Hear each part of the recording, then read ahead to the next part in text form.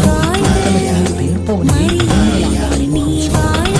அவர் உருவாக்கிய பெயர் இன்னும் பாதுகாக்கப்பட்டு பொதுமக்களின் பார்வைக்காக ஜெபமாலை தோட்டம் அருகே நிறுத்தப்பட்டுள்ளது. வீரமாமுனிவரின் வீரத்திர பணியால் கிறிஸ்தவ பண்பாட்டை வளர்த்த காமநாயக்கன் பட்டி பரலோக தாயே போற்றினும் போற்றினும் தாயே.